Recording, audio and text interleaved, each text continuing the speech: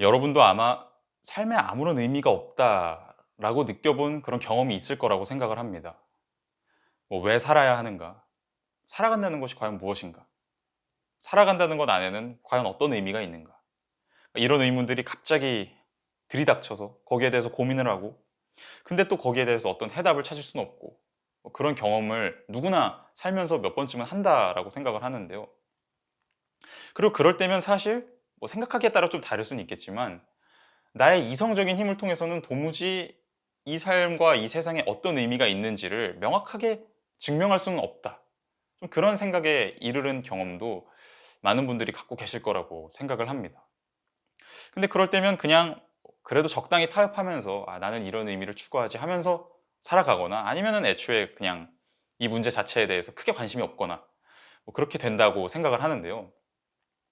그런데 어떤 철학자들이나 문학가들이나 예술가들은 그 이 세상과 삶의 의미에 대해서 이성의 힘으로는 절대로 무언가가 증명될 수가 없다라는 문제에 대해서 그걸 그냥 지나치지 않고 아주 깊게 생각을 하려고 했었습니다.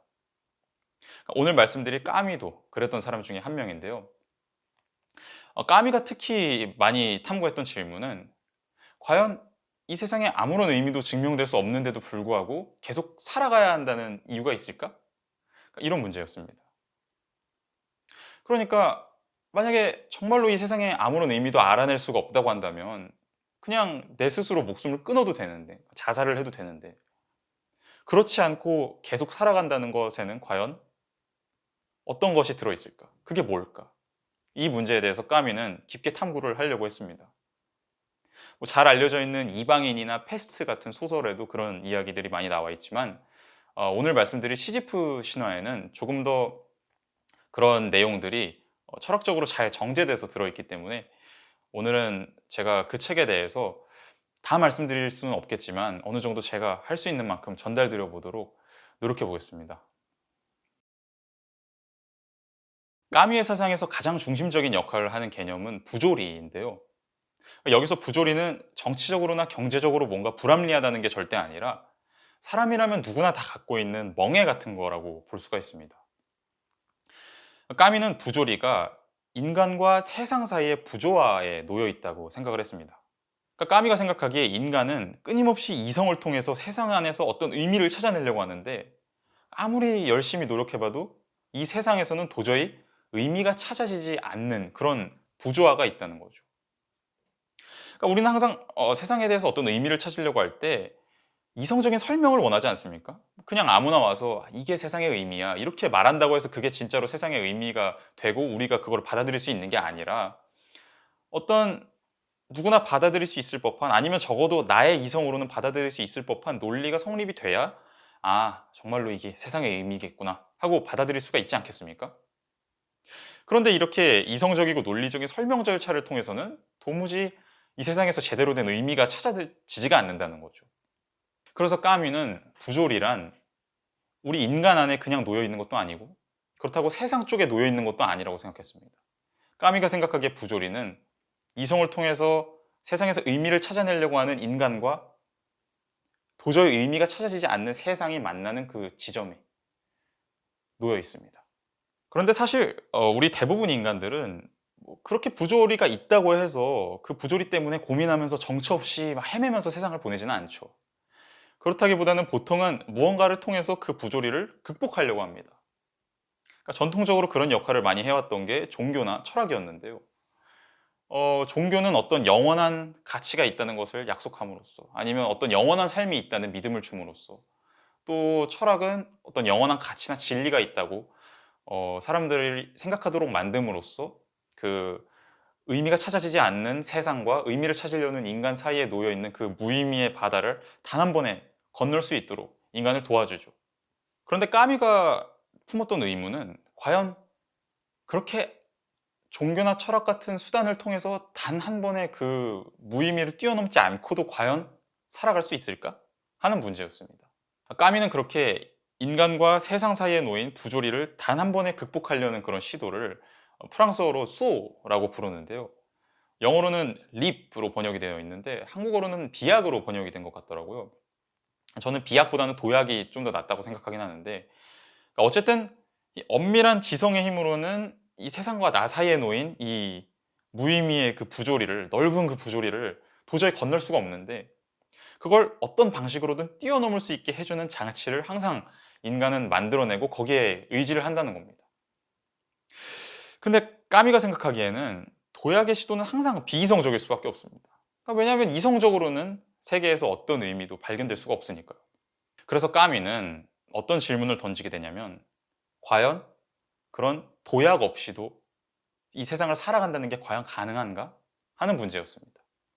그러니까 까미가 이런 질문을 왜 던지냐면, 앞에서도 말씀드렸다시피 만약에 그런 도약이 없이는 이 세상에서 어떤 의미도 절대로 찾아낼 수가 없다고 한다면, 그럼 그냥 죽어버려도 아무런 상관이 없잖아요. 근데 그럼에도 불구하고 그렇게 도약을 하지도 않고 아무런 의미도 찾아낼 수가 없는데도 불구하고 아무런 의미도 갖지 않고 계속해서 살아간다는 건 과연 무엇인가? 까미는 이 퍼즐 같은 문제에 대해서 굉장히 깊게 빠져들어서 탐구를 하려고 했던 것 같습니다. 그러니까 여기서 중요한 건, 만약에 우리가 이 세상에선 어떤 의미도 이성적으로 찾아내질 수가 없지만 그럼에도 불구하고 나는 이런 거를 의미라고 생각하고 살아가겠다 라고 하는 건 역시 일종의 도약일 수밖에 없다는 겁니다. 그거는 부조리를 안고서 무의미를 의식한 상태에서, 철저하게 의식한 상태에서 계속 살아가는 게 아니라, 그러니까 부조리를 해소해버리고 어떻게든 자신의 의미를 다시금 찾는 거라고 볼 수가 있겠죠. 그러니까 까미가 생각하기에 정말로 부조리를 떠안고 살아가는 사람은 이 삶에, 이 세상에 아무런 의미가 없다는 걸 전적으로 정말로 인정하는 사람입니다. 그런데 과연 그런 사람이 죽지 않고 계속 살아간다는 건 과연 어떻게 바라봐줘야 할까요? 그러니까 우린 거기서 어떤 생각을 얻어낼 수가 있을까요?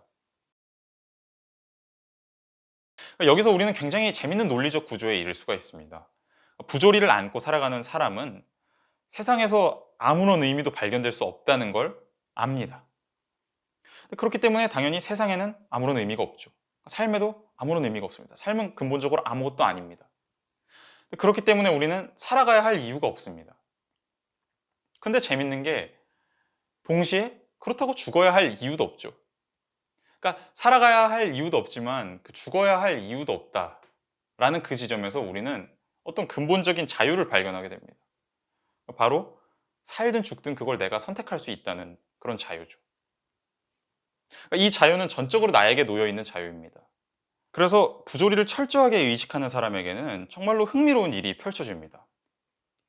부조리를 의식한다는 건 어떤 희망을 갖고 도약을 할 가능성을 완전하게 포기한다는 건데, 그렇게 철저하게 모든 희망을 포기하고 나면 오히려 삶은 아무것도 아닌 게 되기 때문에, 바로 그 이유 때문에 삶을 내 자유대로 선택할 수가 있게 된다는 거죠. 그러니까 어떤 새로운 자유가 모든 희망을 포기함으로써 완전히 새롭게 펼쳐지게 된다는 겁니다. 그러니까 물론 여기서 죽음을 선택해도 됩니다. 그런 사람도 있겠죠. 근데 문제는 거기서 죽어버리면 부조리 역시 끝나버리게 된다는 겁니다. 까미는 지금 부조리를 떠안고도 계속 살아간다는 게 과연 무엇인가에 대해서 얘기하고 싶은 거지, 부조리를 끝내는 것에 대해서 이야기하고 싶은 게 아니었습니다. 그러니까 까미가 생각하기에 자살은 뭐 종교나 철학이 그래왔던 것처럼 마찬가지로 도약의 특성을 지니고 있습니다. 그러니까 왜냐하면 자살하는 순간 부조리는 한 번에 해소돼 버리고 끝나버리게 되니까요. 그래서 까미는 그렇게 자살을 통해서 도약하지 않고 또 다른 수단을 통해서 도약하지도 않고 계속해서 살아간다는 게 과연 무엇인가를 우리에게 보여주려고 했습니다. 그런 부조리를 철저하게 인정한 인간은 이젠 그 사람 앞에 펼쳐져 있는 모든 것에는 아무런 의미가 없기 때문에 계속 살아갈 수 있을 뿐만 아니라 내가 원하는 거는 뭐든지 다 하고 살아갈 수가 있습니다. 그러니까 나는, 그러니까 부조리한 그 측면을 철저하게 의식을 한다면 계속해서 죽지 않고 살아갈 자유가 있을 뿐만 아니라 내 의지대로 무엇이든지 다 할 수 있는 자유가 있다는 거죠. 왜냐하면 모든 것에는 아무런 의미가 없으니까요. 그러니까 나는 아무것도 하지 않을 수도 있지만 반대로 뭐든지 할 수도 있습니다. 근데 여기서 중요한 건, 다시금 이 절대적인 자유를 어떤 희망 비슷한 것으로 생각하고 거기에서 어떤 의미를 찾으려고 하고 그게 우리 삶에 어떤 새로운 의미를 부여해 준다고 생각하면 그거는 또다시 도약으로 빠지게 되는 거라는 거죠. 그렇게 되면 또다시 부조리는 끝나버리게 됩니다. 그러니까 정말로 부조리를 떠안고 살아가는 사람은 자신에게 그 주어진 철저한 자유 역시도 아무런 의미가 없다는 걸 잘 아는 사람입니다. 자신의 자유대로 무엇이든지 할 수 있지만 거기 속에는 또다시 그 어떤 의미도 찾을 수 없다라는 것을 끊임없이 계속해서 의식하고 살아가는 그런 사람입니다. 그런데 바로 그 자유에는 아무런 의미도 없다라는 것을 잘 알기 때문에, 그렇기 때문에 진정으로 또 자유로울 수가 있는 거고요. 근데 또 그렇게 얻어지는 진정한 자유에는 또다시 아무런 의미가 없고 아무런 소용이 없겠죠. 그러니까 이 순환적인 구조에 대해서는 한번 시간을 들여서 잘 생각해 보셨으면 좋겠습니다. 까미는 부조리를 떠안고 계속해서 살아가는 사람을 부조리한 인간이라고 부르는데요. 영어로는 absurd man이라고 하는데 저는 이 영어 표현이 좀 더 멋있는 것 같습니다. 어쨌든 까미가 보기에 이 absurd man은 반항적이고 자유롭고 열정적인 사람입니다. 그러니까 부조리를 마주할 때 그냥 도약을 통해서 돌아가는 길을 찾는 게 아니라 정말로 그것에 반항해서 자신의 의지대로 삶을 살아간다는 점에 있어서 반항적이고요. 그리고 죽지 않고 내가 무엇이든지 원하는 것이면 하면서 살아갈 수 있다는 점에 있어서 자유롭고요.